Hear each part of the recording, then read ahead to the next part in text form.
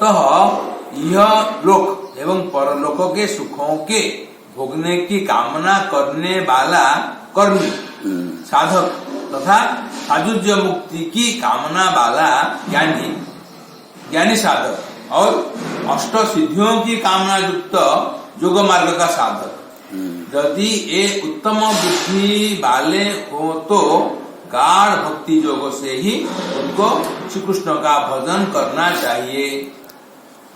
श्री कृष्ण भक्ति से उन्हें अपना अपना अभिष्ट फल मिल सकता है। तथा ही भागवते 2/3/10 अकामो सर्वकामो वा मोक्ष कामो उदारधि तीव्रेण भक्ति योगेन जजेत पुरुषम परम। ये 2-3 द्वितीय स्कंद 3 अध्याय। महाराज परीक्षित से सुखदेव जी ने कहा है, महाराज सुख भोग वासनादि शून्य अकाम भक्त किंबा धनादि सर्वकामना युक्त कर्मी अथवा मोक्ष कामी ज्ञानी, इनमें कोई भी क्यों न हो, वो यदि उत्तम बुद्धि वाला है तो उसे एकांतिक भक्ति के साथ परम पुरुष भगवान का भजन करना चाहिए। अन्य कामी यदि करे कृष्णेर भजन ना मागिले ओ कृष्ण तारे देन सोचरण।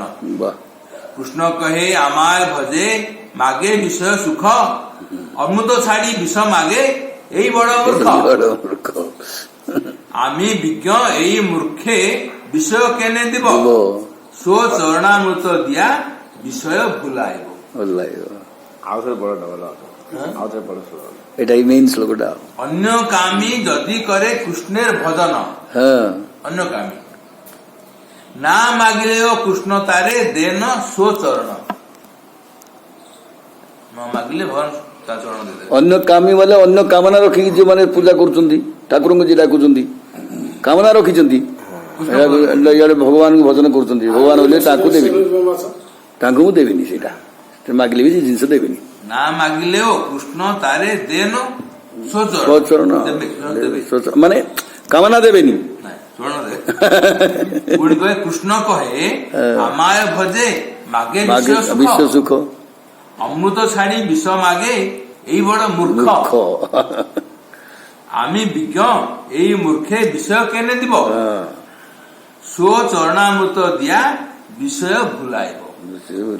भगवान चरणामृत को पान कले भगवान चरण दे प्रदान करिकी चरण आश्रय कले भूली जा विषय भूली जा। भगवान कृपा करिकी से चरण दे दे कहउछन।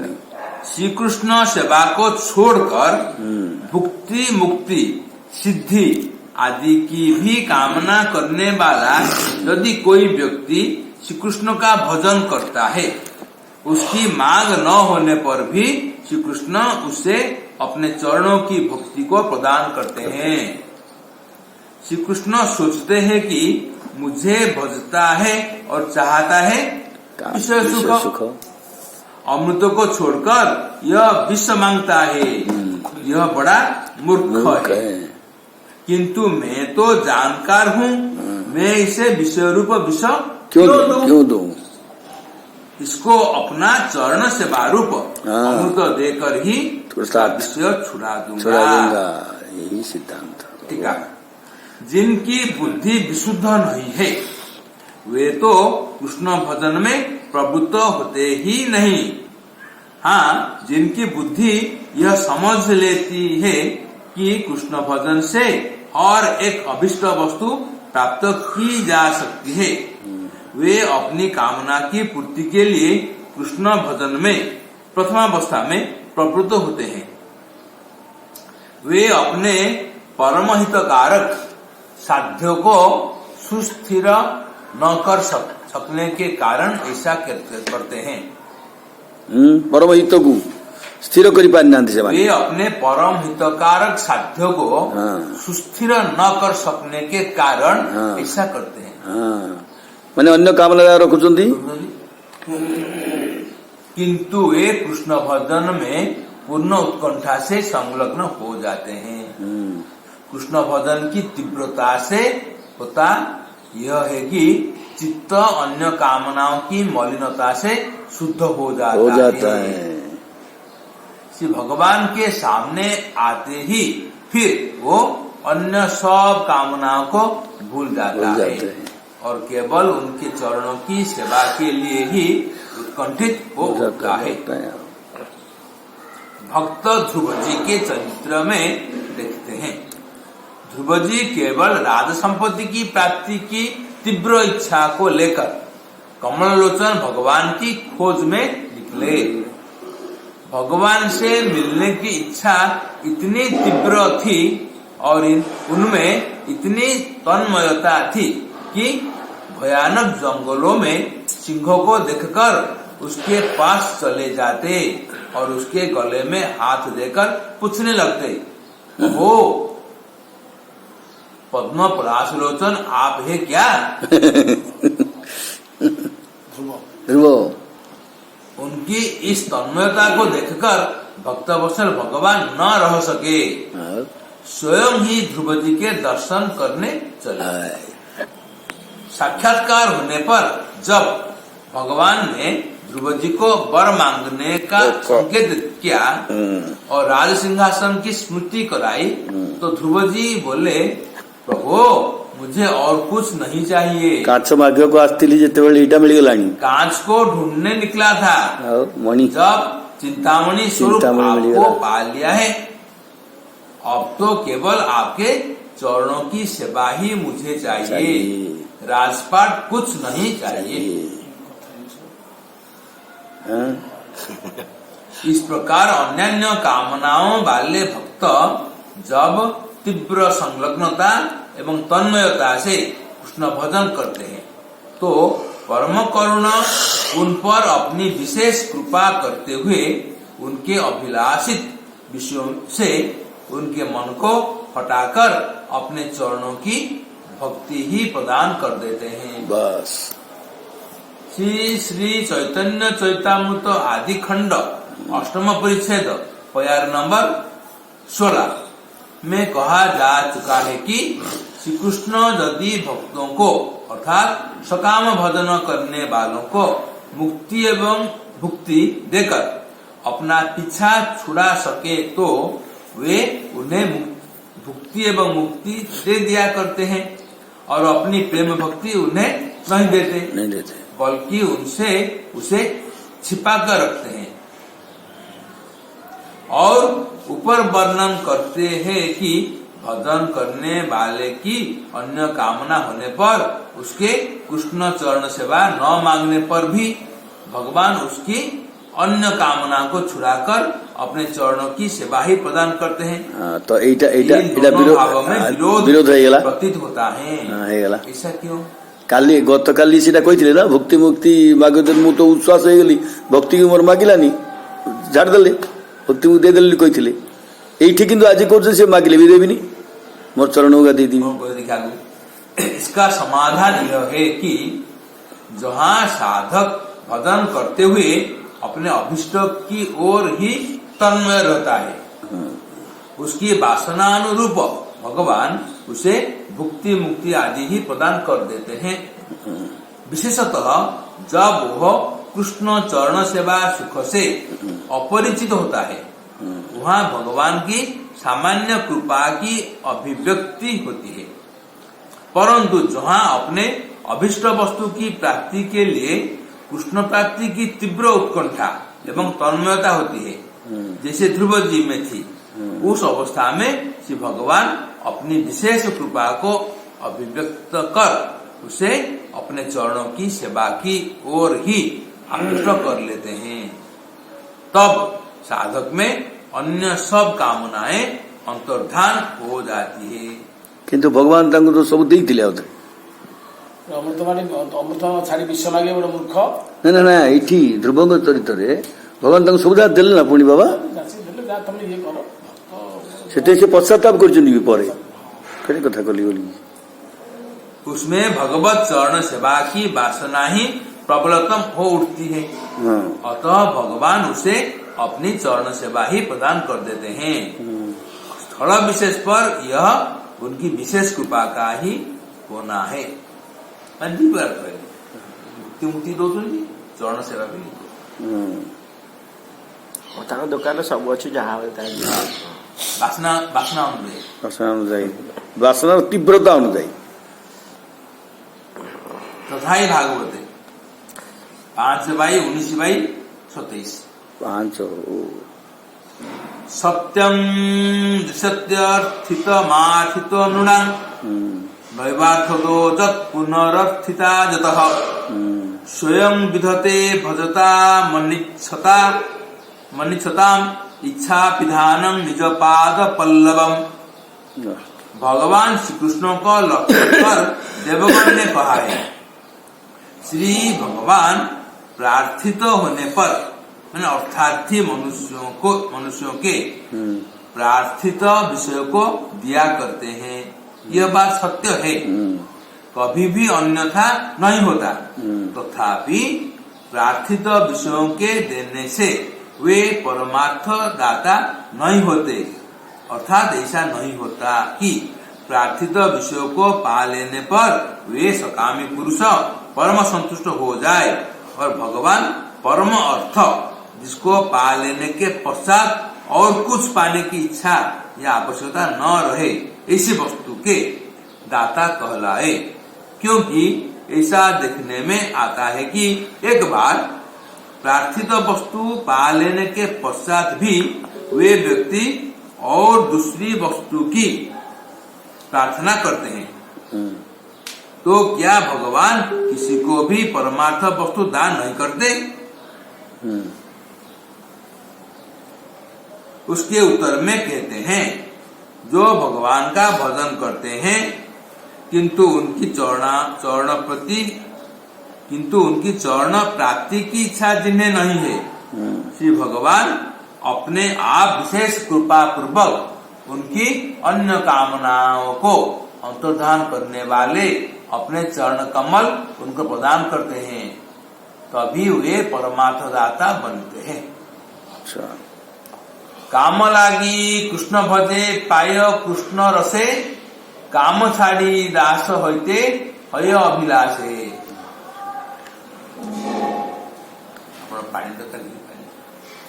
अच्छी की कामनाओं को लेकर, आत्मेन्द्रिय तृप्ति की कामना को लेकर, अर्थात जेकोन गोटे निजर इंद्रिय तृप्ति कामना करके यदि भगवान को भजन करिवो लेकर जो श्री कृष्ण भजन करते हैं उन्हें भी कृष्ण भक्ति रस की प्राप्ति हो जाती है और वे उन कामनाओं को छोड़कर कृष्ण चरण सेवा के लिए ही लालायित हो उठते हैं। विरल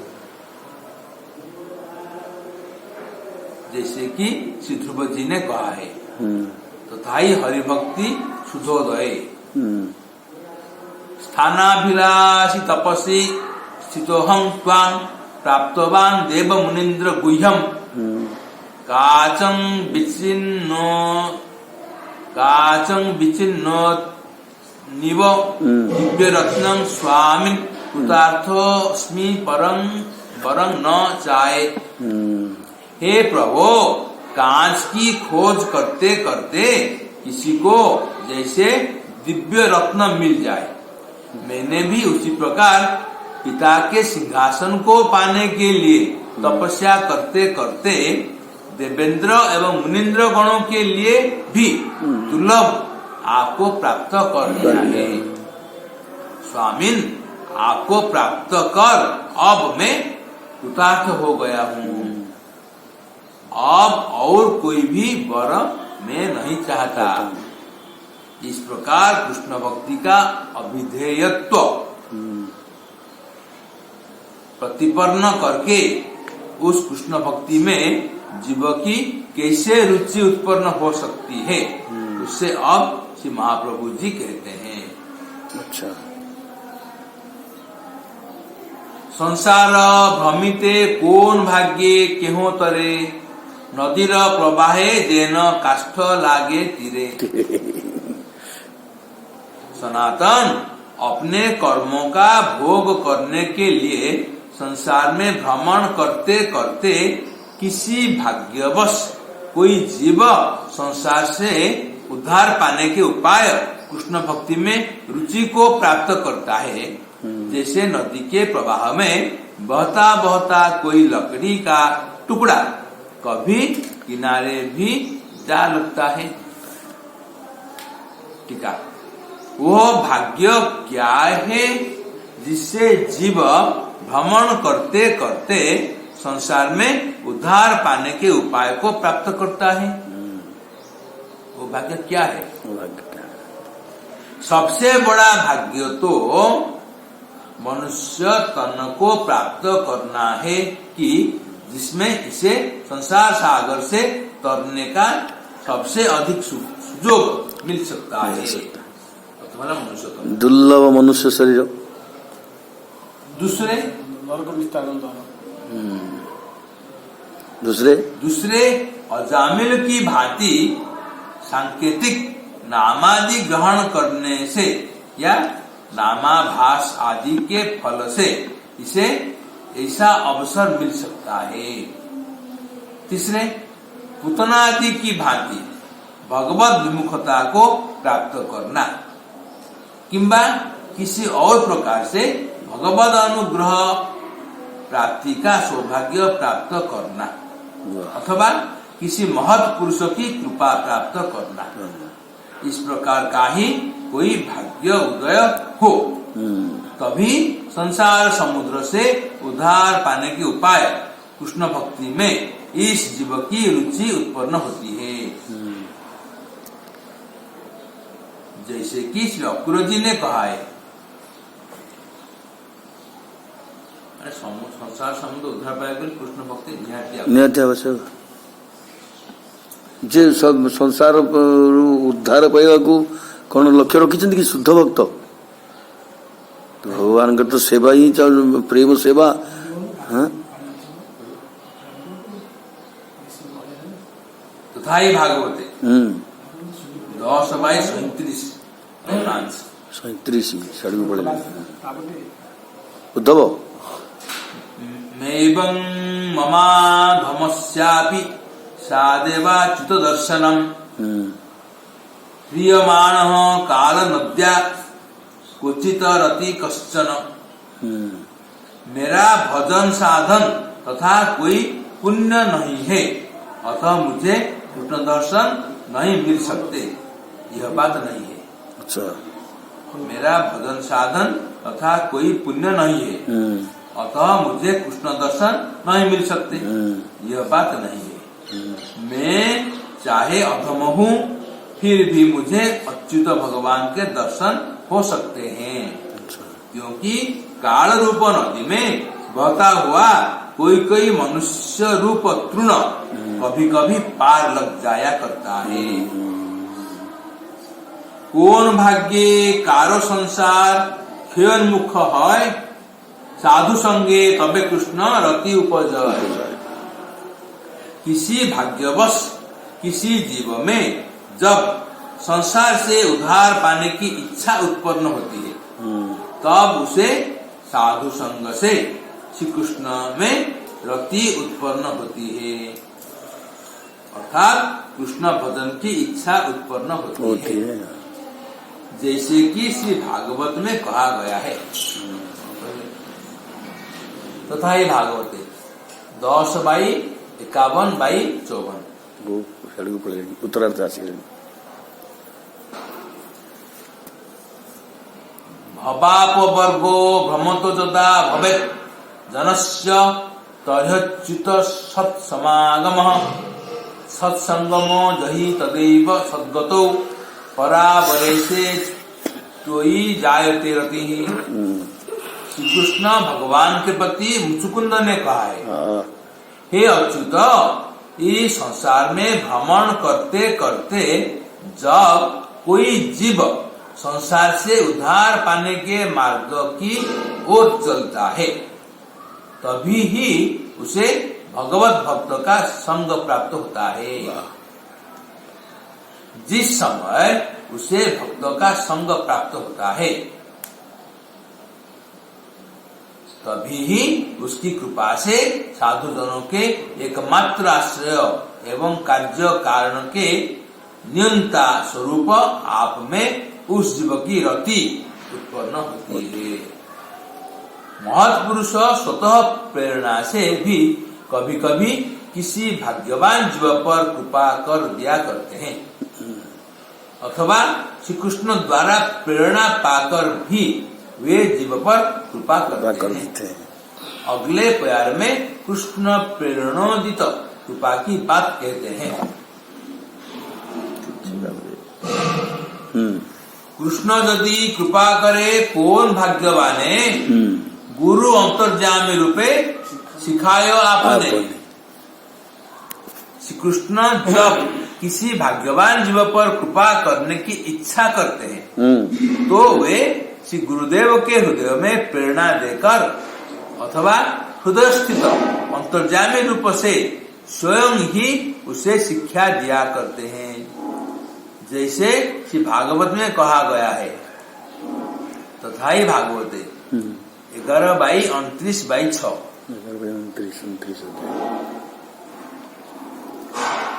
जीवेर उद्धार लगी नंदसुत हरि, ओने प्रकाशन गुरु रूप धरी। नौवोपयन्त पतितिं कवयस्तवेश, ब्रह्माशापि कृतमुद्ध मुद स्मरन्तः। जोऽन्तर्बहिस्तनुभूतामशुभं विधुन्, त्वाचार्य चैत्य वपुषा सुगतिं व्यनक्ति।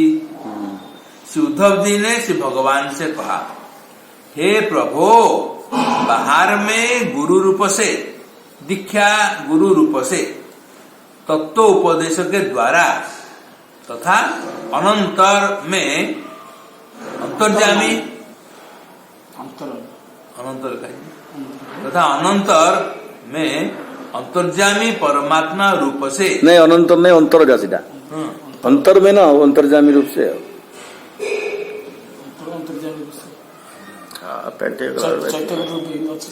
अंतर्जामी परमात्मा रूप से शुभ कार्य में प्रवृत्ति के द्वारा आप ही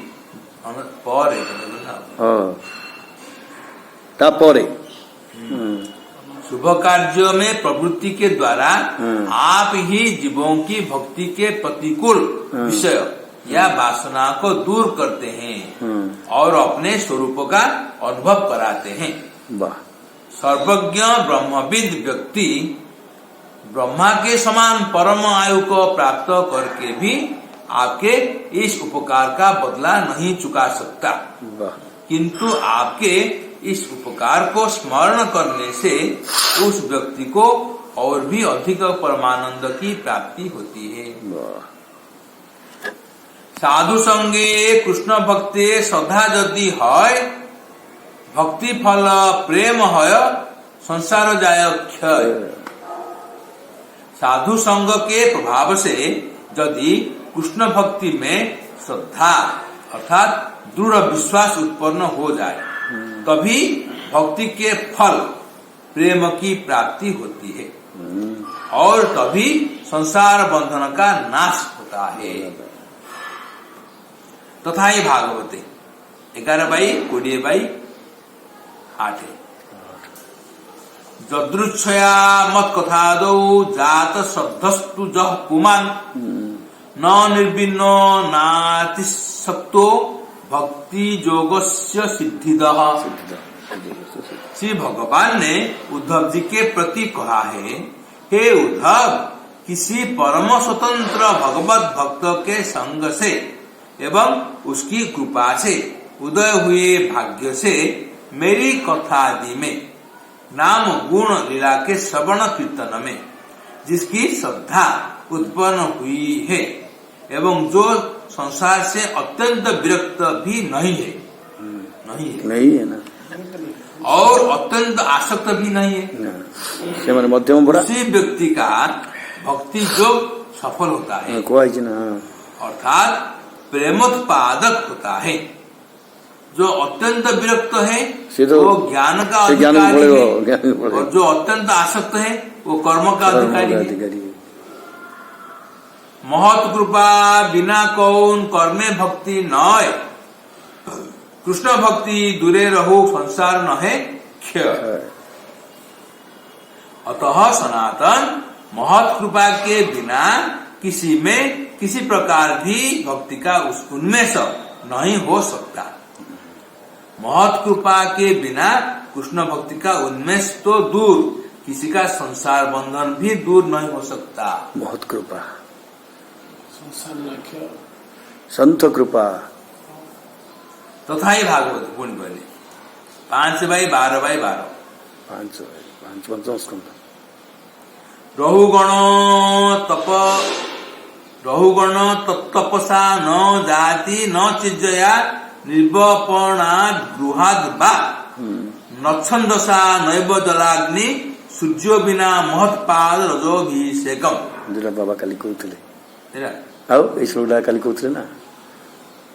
ରହୁଗଣ ତତ୍ତପସା ନ ଜାତି ନ ଚିଜ୍ଜୟା ନିର୍ବପଣାଦ୍ ଗୃହାଦ୍ ବା न छंदसा नैव जलाग्नि सूर्यो बिना महत्पादोभिषेकम। पादाभिषेक न छंदसा पढ़ले हबनी, नैव जलाग्नि सूर्य यहाँ भीतर बसले हबनी महत्पाद तदभिषेक। श्री भरत जी ने कहा, हे महाराज, महापुरुषों की चरण रज द्वारा अभिषिक्त हुए बिना तपस्या, वैदिक कर्म, अर्णादि दान, धर्मशालादि का निर्माण रूप परोपकार, वेदाभ्यास अथवा जल, अग्नि और सूर्य की उपासना, इन सब के द्वारा भी भगवत तत्व ज्ञान की प्राप्ति नहीं हो सकती। ସେଇଠି କାଲି ବାବା କହୁଥିଲେ ମହତ ପାଦାଭିଷେକ ମାନେ କଣ? କାଲି ବାବା କହୁଥିଲେ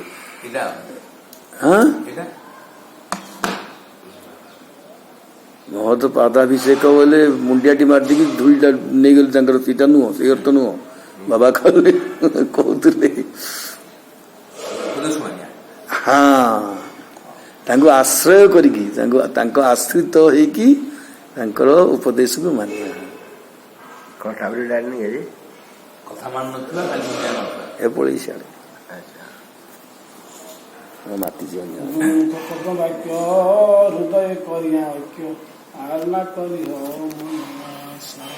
ଆଚ୍ଛା, ଶ୍ରୀ ଚରଣ ରତି ସବୁ ତମ ଗତି ପୁରେ तथा ही तत्रैव भागवत 7/5/32 ଆରମ୍ଭ ହେଇଗଲା। ପୁରୀ ନେଇକିରି ସ୍ନାନ କରିଲେ କାମ ହେଲା ଯେ ତାଙ୍କର ଆଜ୍ଞା ପାଳନ କରିବା, ତା ନିର୍ଦ୍ଦେଶ ପାଳନ କରିବା, ଏହା ଆମେ ବୁଝିଲେ। ହଁ ଏହା ତ ଆମେ ବୁଝିଲେ। ହଁ, ଏମିତିକା ବୁଝିଗଲେ, ଆମେ ଅଳ୍ପରେ ବୁଝିଗଲେ ଏଇଟାରେ। ମଧ୍ୟ ଆଜ୍ଞା ପାଳନ କରନ୍ତୁ ବା ନ କରନ୍ତୁ, ଅଜ୍ଞାନ ବର୍ଷ ଯାହା ହେଲେ ମଧ୍ୟ ଯଦି ମହତ୍ପାଦ ରଜ ଦ୍ଵାରା ଅଭିଷେକ ହେଉଛି, ତା ନିଶ୍ଚିତ ଫଳ ଦବ। ଆମର ମହତ୍ପାଦ ରଜ ଉପରେ ଆମର ଶ୍ରଦ୍ଧା, ତାର ଆନୁଷଙ୍ଗିକ ଜିନିଷ କଣ? ଅଜ୍ଞାନତା ଦୃଷ୍ଟିରୁ ଆମେ ଜାଣିନେ, ଅଜ୍ଞାନ ଥିବ ଆମେ କଣ କରୁଛେ କଣ ନ କରୁଛେ ଭିନ୍ନ ଜିନିଷ। ଆମେ ବୁଝିକି ଦଣ୍ଡବତ ପ୍ରଣାମ କରୁଛେ, ନ ବୁଝି ଦଣ୍ଡବତ ପ୍ରଣାମର ତାର ତାତ୍ପର୍ଯ୍ୟ ରହିଛି, ତାର ଫଳ।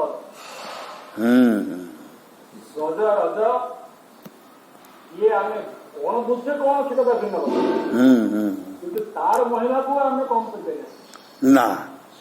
ସେଇ ମହିମା ତ କେବେ ହେଲେ ବି କମ ହେଇପାରିବେନି। ତାର କି ମୂଲ୍ୟ? ହଁ, ନିଶ୍ଚିତ।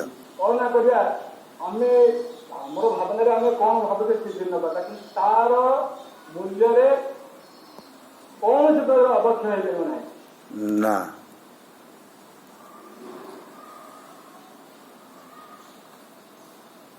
ଆମେ ବୁଝିକି ବା ନ ବୁଝିକି ଔଷଧ ଖାଇଲେ ତାକୁ ନାଇଁ ଔଷଧଟା ଉଦାହରଣ ଆମେ ଦଉଛେ, ଔଷଧ ଯାହା ଔଷଧ କଥା ଚିହ୍ନ ଆମେ ଉଦାହରଣରେ ବୁଝିଲେ, କିନ୍ତୁ ମହତ୍ପାଦ ରଜରେ ଏମିତି ଆର ଅମୂଲ୍ୟ ଜିନିଷ, ମାନେ କଳ୍ପାନ୍ତର ପାପ ଦୁର୍ଦଶା ଅଜ୍ଞାନତାକୁ ସେ ଭସ୍ମ କରିବ।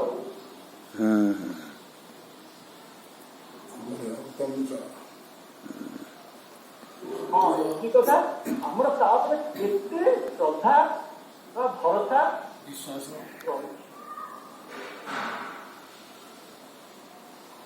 ଏସବୁ ଉତ୍କର୍ଷତାକୁ ବର୍ଣ୍ଣନା କରିବାର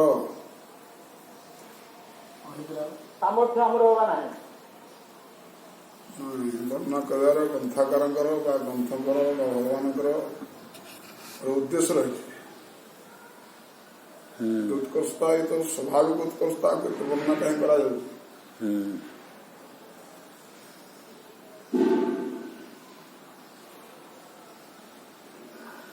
କଥା ହଉଛି କଣ, ଏ ଗୋଟେ ଭଗବତ ଇଚ୍ଛାର ଯେ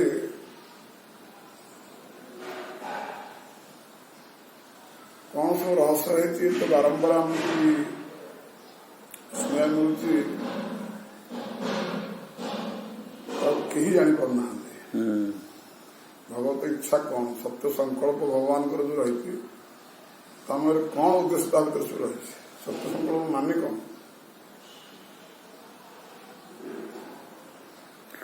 ଏ ଯୋଉ ମହତ ଉଦ୍ଦେଶ୍ୟ ଭଗବାନ ରହିଛି ସେ ରହସ୍ୟକୁ କେହି ବୁଝିପାରୁନାହାନ୍ତି ବୋଲି ଏ କଥା ସବୁ କୁହାଯାଇଛି।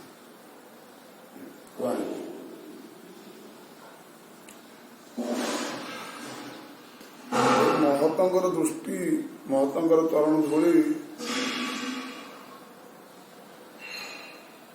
ବିନା ଯେ ଜୀବର କୌଣସି ଉନ୍ନତି ବା ତାର ଲକ୍ଷ୍ୟ ବା ଭଗବତ ପ୍ରାପ୍ତି ତ ଅସମ୍ଭବ। ତେବେ ଏଇଠିକିନା ଆଲୋଚନାକୁ ଆସୁଛି, ଏହା ତ ନିଶ୍ଚିତ ମହତ କୃପା ମାନେ ସେ କୋଉ ବାଟେ ଉଦ୍ଧାର କରିବେ। ଯେମିତିକି ଆର ଦୃଷ୍ଟାନ୍ତ ଆମେ ଆଣିବା, ଭାଗବତ ମହାତ୍ମାଙ୍କୁ ଆସିଲେ ଆତ୍ମଦେବ ଯାଇକି ସନ୍ନ୍ୟାସ ପାଖରେ ଯୋଉ ପହଞ୍ଚିଥିଲେ,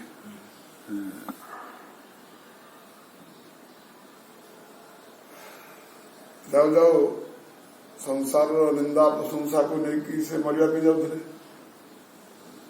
ପୁତ୍ରଟିଏ ନାହିଁ,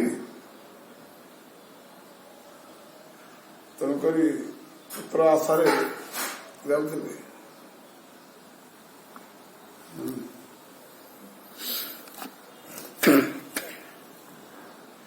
ତେଣୁ ସନ୍ନ୍ୟାସୀ ସେ ଦେଖିଲେ, ଦର୍ଶନ ପାଇଲେ, ସେ ଯାଇକି ଦଣ୍ଡବତରେ କରିଛନ୍ତି ସନ୍ନ୍ୟାସୀ।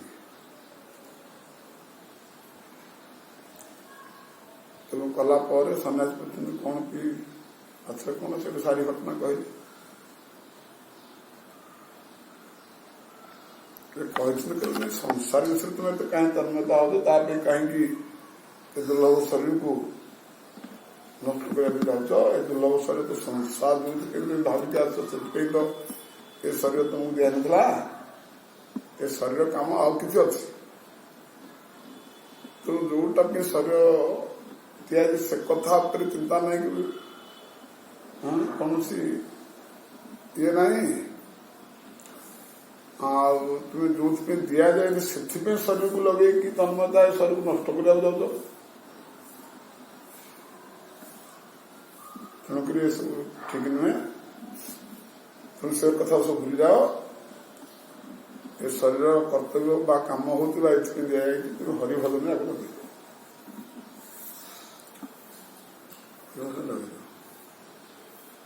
ଏ କଥା କେତେ ଶୁଣିଛନ୍ତି ମନେ କରିକି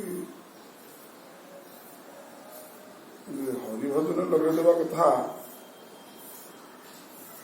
ଏ କହୁଛନ୍ତି ଠିକ ଅଛି ଯେ ଏ ନିଶ୍ଚିତ ଜଣେ ଜ୍ଞାନୀ ହେଇଥିବେ।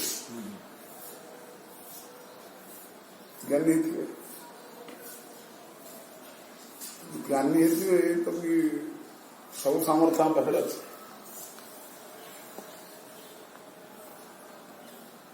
ସାମର୍ଥ୍ୟ ସବୁ ଅଛି, ତାହେଲେ ଏ ପୁତ୍ରଟେ ମଧ୍ୟ ଯାଉ ପାଇଁ କଣ ଅସୁବିଧା ଅଛି? ଯଦି ଏତେ କଥା କହିପାରୁଛନ୍ତି, ଜାଣିପାରୁଛନ୍ତି କଣ ସୃଷ୍ଟି ଲକ୍ଷ୍ୟ ଭଗବାନ ଇଚ୍ଛା କଣ, ଏ ଶରୀର କାହିଁକି ମିଳିଛି, ଶରୀର ଉଦ୍ଦେଶ୍ୟ କଣ, ସବୁ କଥା ଯଦି କହିପାରୁଛନ୍ତି, ମୋର ଛୋଟିଆ କାମରେ ଅସୁବିଧା କଣ? ଛୋଟିଆ କାମଟା ଏଇଟା ତ ସେ କରିଦେବେ। କଥା କହୁଛନ୍ତି ଶୁଣିକି ବହୁତ କଥା କହୁଥିବେ ଆଉ। ବାହାତରେ ଖେଳ ତେଣୁ ସେ ଯେତେବେଳେ ପଚାରୁଛନ୍ତି ହଁ ସେଟା ଠିକ କଥା ଯେ ହେଲେ ମୋର ଯୋଉ ବ୍ୟାକୁଳତା ଅଛି ୟାକୁ ଆପଣ ଟିକେ ପୂରଣ କରିଦିଅନ୍ତୁ।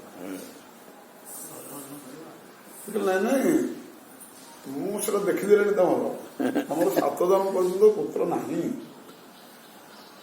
କାହିଁକି କଥା ପରିଶ୍ରମ କରିବ କଣ ପାଇଁ ହରିଜନ ଲଗେଇଦିଅ। ଇଏ ଏକଥା ହରିକାର୍ଡ ତାଙ୍କ ମନକୁ ଟାଣିଲା ବେଳକୁ ସେ କହିଲେ 7 ଜଣ କଥା ଜାଣି ଦଉଛନ୍ତି ନାହିଁ ବୋଲି 8 ଜଣ ତ ଅଛି।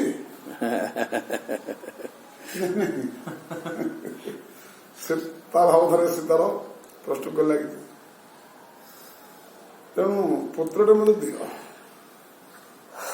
ଯଦି ନଦେବେ ଆପଣଙ୍କ ପାଖରେ ସାମର୍ଥ୍ୟ ଅଛି ମୁଁ ଯାହା ଜାଣୁଛି ପୁତ୍ର ଦେବାର ସାମର୍ଥ୍ୟ ଅଛି ଆପଣଙ୍କ ପାଖରେ ଦିଅ। ତେଣୁ ଏଠି ସନ୍ନ୍ୟାସୀଟି ବୁଝିଲି ଯେ ନାଇଁ ୟାକୁ କହିଲେ ବୋଇଲେ ହବନି, ୟାକୁ ଚାପୁଡ଼ାଟେ ମାରିବାକୁ ପଡିବ। ମାଡ଼ ବିନା ମାଡ଼ରେ ଆତ୍ମହତ୍ୟା କରିବି ଆଉ ମତେ ସନ୍ତାନ ଆତ୍ମହତ୍ୟା ଆପଣଙ୍କୁ ଦୋଷ ଲାଗିବ ଇଏ ଗୋଟେ ଦେବେ ଜୀବ ପଡେଇ ଆଉ ହଁ ସେ ତା ତର୍କ ମତେ କହୁଛି ନହେଲେ ମୁଁ ମରିବି ଏଠି। ଆପଣ ସାମନେ ମରି ଆପଣ ନାଁ ଡାକି ଦୋଷ ମୋର କଣ ହେଇଛି? ମାଡ଼ ଖିଆ ମା ଦେବ ମାଡ଼ ଖାଇଲେ ତେଣୁ ସିଏ ମାଡ଼ ମାରୁଛି ସନ୍ନ୍ୟାସୀ, ସନ୍ନ୍ୟାସୀ ତାକୁ ମାଡ଼ ମାରୁଛି। ଯାହା କାମରେ ସିଏ କହିଲେ ହଉ ଠିକ ଅଛି, ବିନା ମାଡ଼ରେ ଯିବ କୋଉଠି ବାଟକୁ ଆସେନି। କହିଲେ ଠିକ ଅଛି, ତମେ କାମ କର ଏ ଫଳଟା ନିଅ, ଏ ଫଳର ନିୟମ ହଉଛି ଏହା ଯଦି ପାଳନ କରିବ ଠିକ ହବ। ମୁଁ ତ ସେ ଜାଣିଥିଲି ଯେ ମୁଁ ତ କହୁଛି ମୋ କଥା ବି ପାଳନ କରୁଛି, ଆଉ ଫଳଟା ନେଲେ କଣ ପାଳନ କରିବ? ମୁଁ ସ୍ୱୟଂ କହୁଛି ଏଠି ଯଦି ପାଳନ କରୁନି ଆଉ ଫଳଟା ପଡ଼ିଲେ କଣ ପାଳନ କରିବ? ମୋ କଥା ଯଦି ଓଲଟା କରୁଛି ମୁଁ ଫଳଟା ନେଲେ ବି ଓଲଟା ହେଲେ ଏସବୁ କଥା ବୁଝିକି ବି ନିଜେ ଏଠି ଫଳ ଅନ୍ୟ କେହି ନୁହନ୍ତି। ସ୍ୱୟଂ ସନ୍ନ୍ୟାସୀ ସ୍ୱୟଂ ଫଳ ରୂପରେ ଚିହ୍ନା ତା ହାତରେ ଚାଲିଲେ ବା ମହତ କୃପା ଯେ କଣ ଉଦ୍ଦେଶ୍ୟ, ସେ କେମିତି କୃପା କରନ୍ତି, ତାର ସବୁ ଅନୁକୂଳତା କେମିତି, ଏଥିରୁ ସେ ବୁଝିବେ। ଯୋଉଟା କି ଯୋଉଟା କହିଲେ ମହତଙ୍କର ଦୃଷ୍ଟିପାତ ହେଇଗଲା ମାନେ ଆଉ କିଛି ଚିନ୍ତା ନାହିଁ। ସେ ତୁମେ ଯେତେବେଳେ ନାସ୍ତିକ ହେଇଥାଅ ନା କାହିଁକି ତମକୁ ଉଦ୍ଧାର କରିବାଟା ହିଁ କରିବେ। ନାସ୍ତିକ ହେଇଥା তুমি ଯେମିତି ଆସ୍ତିକ ହବ ସେ ବାଟ ସେ ତିଆରି କରିବେ। ଦୃଷ୍ଟି ପଡିଯିବା ଥରେ ଆଉ ଦୃଷ୍ଟି ପଡିଛି ମାନେ କିଏ ତାଙ୍କୁ ଛାଡ଼ିବେନି। ଘର ଉପରେ ଆସିଗଲେ ଆଜିଗଲା ତ ଜାଣିଛି ଘର ନେଇଥିଲେ ଘର କୋଉ ସ୍ତ୍ରୀ ତାଙ୍କର ହେଇକି ଅଛନ୍ତି ତାଙ୍କ କଥା ସେ ମାନିବେ। ସେ ଫଳ ଦେଇଛନ୍ତି, ସେ ଫଳକୁ ଦେଖି ସିଏ ତାର ବିଭିନ୍ନ ବୁଦ୍ଧି ଘଟେଇଛି। ପୁଣି ତାର କିଏ ଭଉଣୀ ଥିଲା ସେ ତାକୁ ଆଣି ପୁଣି ଜୁଆଣିଆ ଦେଲା। ସେ ଫଳକୁ ଗାଈକି ଖୁଆଇଦେଲେ, ସେ ଭଉଣୀର ପୁଅକୁ ଆଣିକି ପାଳନ କଲେ। ସେଥିରେ କେତେ ଆକ୍ସନ ତା ଭିତରେ କରାହେଇଛି। କେବଳ ଠକାମି କାମ ଚାଲିଛି। ଏତେ କାଣ୍ଡ କାରଖାନା ତାପରେ ସ୍ତ୍ରୀ କରୁଛି କି ସ୍ୱାମୀକି ଏ କଥା ଜଣାନି, ଆପଣ ଯୋଗୁ ଜଣାନି ଏ କଥା ଜଣାନି। ଏକରେ ଗୋକର୍ଣ୍ଣ ବାହାରିଲେ, ଏକରେ ଧୁମୁକାରୀ ବାହାରିଲେ। ଗୋକର୍ଣ୍ଣ ପ୍ରତି ସ୍ୱୟଂ ସନ୍ନ୍ୟାସୀ, ମୁଁ ସନ୍ନ୍ୟାସୀ ଅଲଗା ହେଇଥିଲି ବୋଲି ମତେ ମାନୁନୁ, ମୁଁ ତ ପୁଅ ହେଇଗଲେ ବୋଲି ମାନୁନି। ଯେମିତି ଆମର ଆସେ ଆରେ କୃଷ୍ଣ ଡାକ ବଦମାସ ହେଇକି ମୁଁ ଥିଲି ବୋଲିକି ମତେ ମାନୁନଥିଲୁ, ଏବଂ ତୁ ଏବେ ତୋ ପୁଅ ଉପରେ ଜନ୍ମ ହେଲା ବୋଲି ମାନିବୁନି ମତେ। ତେଣୁ ମୁଁ ମାଗୁଥିଲି 10 ଟଙ୍କା 15 ଟଙ୍କା 100 ଟଙ୍କା ଦିଏ ବୋଲି ଦଉନଥିଲି। ଏବେ ତ ତୁ କ୍ୟାସ୍ ଖାତା ସବୁ ତୁ ଧରିଦେବୁ ନା,